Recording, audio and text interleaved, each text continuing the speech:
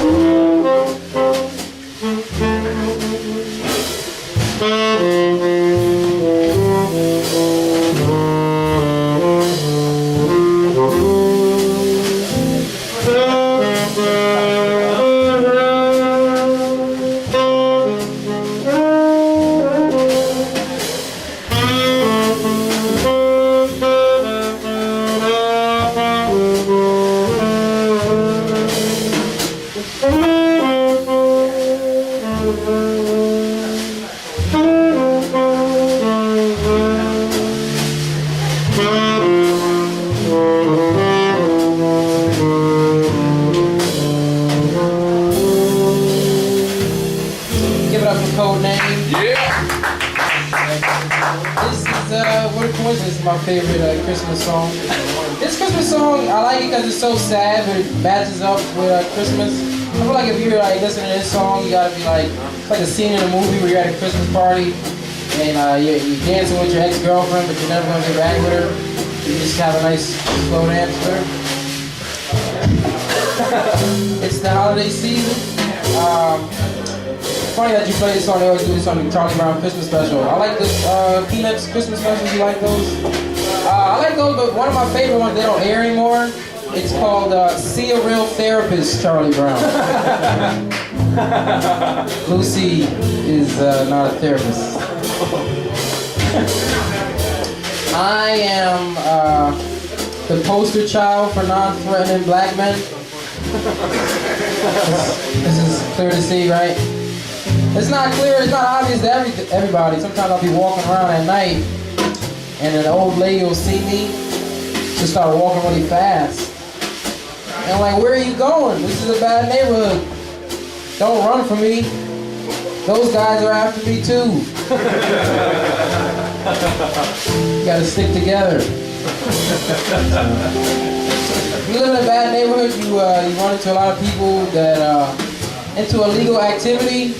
And a lot of my friends are into illegal activity, but I'm in college now, so I realize I can't hang out with them anymore because we don't have anything in common. Like I'll see a friend I haven't seen in a really long time. They're like, Shawn, I ain't seen you in a while. What you been up to? And I'm like, college, been doing stand-up. What are you up to, friend from long ago? And you'd be like, nah, I just been looking at some houses, yo. I'm like, oh yeah, you're moving? He's like, nah, I'm gonna rob it. You wanna come? I'm like, no, man, I don't wanna come. I have a future, unlike you. But alright, man, I guess, alright, college boy, I'll see you later then. I guess by later, I guess he means by at his trial. See him at his trial. Criminal. My neighborhood's weird because it's a bad neighborhood, but it's weird because we're full of social, like inept criminals. Criminals in our neighborhood aren't very good because one time in my neighborhood I got 75% robbed. You probably wonder what 75% robbed is. It's basically, I've never felt unsafe in my neighborhood, in my city, until I almost got 75% robbed. And I was walking down the street and I had my headphones in. Two gentlemen walked up to me on bikes. And in my neighborhood, kids on bikes are not to be trusted. They go up to me, they say, "Yo, you got a phone?" And I usually just like, "No," but I had the phone in my hand. So I was like, "Yeah." He's like, "I'm not gonna take your phone, I just wanna use it. You can hold mine. Now that you know what I mean?" I was like, "Okay, we got some collateral here. This might not be a bad thing." Then I see the phone, and it's made, this is a cheap clamshell phone made by a company that I didn't know made phones. I didn't know Nabisco made phones.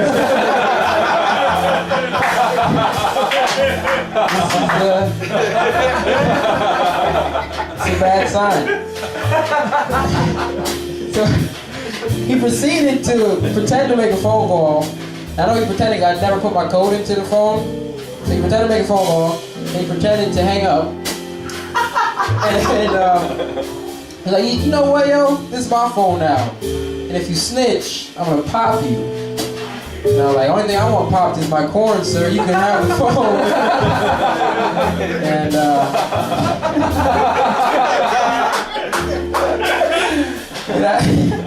he had the phone, and but I like that phone. I had a lot of music on that phone that I couldn't get. Like my old computer broke, so all the music on the phone. I was like, "Can I at least get my memory card?" And he was like, "No." I'm like, "All right, man, enjoy the phone. It's pretty good." I was walking away, and he was like, "Yo, hold up, come back. What's the code to the phone?" And then I pretended like I was going to show him the code, and I snatched the phone and I ran, and I never looked back. Yeah. Never saw him again. But that's why I feel unsafe in my neighborhood.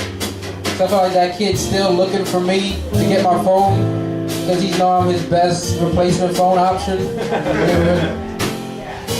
It's weird in my neighborhood. Everything's becoming gentrified, and that's sort of a good thing because it makes the neighborhood ostensibly safer, but it also pushes a lot of people out of the area, which is a good thing. But it's weird because I'm noticing my neighborhood's changing, and I don't like it. Because I saw a college student, white college student, riding down the street on a bike, the most dangerous street in my neighborhood at midnight. And nothing happened to him. And I'm not a violent person, but I was like, is nobody gonna rob him? Do I have to do it? I'm not that kind of guy. I didn't want to see him get robbed. I'm not ready for change.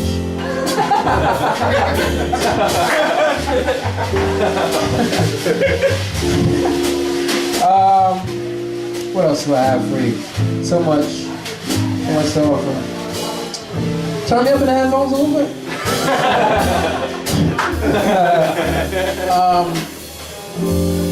I'm not a good person. And it's weird to realize you're not a good person. And I don't think I'm necessarily a bad person. I just like to experiment. Like sometimes I like to seek out girls with peanut allergies and then kiss them after I eat a peanut butter and jelly sandwich, just to see what would happen. Then I leave before I can be traced to their murders. So I'm not bad. I'm just curious. Sometimes I don't know, sometimes I do good deeds, but it's never out of the goodness of my heart. I'm always forced into it. I was in a Dunkin' Donuts, and there was a bodybuilder, or someone related to a bodybuilder, in front of me, very muscular, and he forgot his wallet. Oh, okay, I got myself a new wallet today. I'm leaving the store, he comes back in, he sees me with the wallet, and he's like, makes a face at me. So I immediately start to lie. I was like, "Hey man, you forget something?"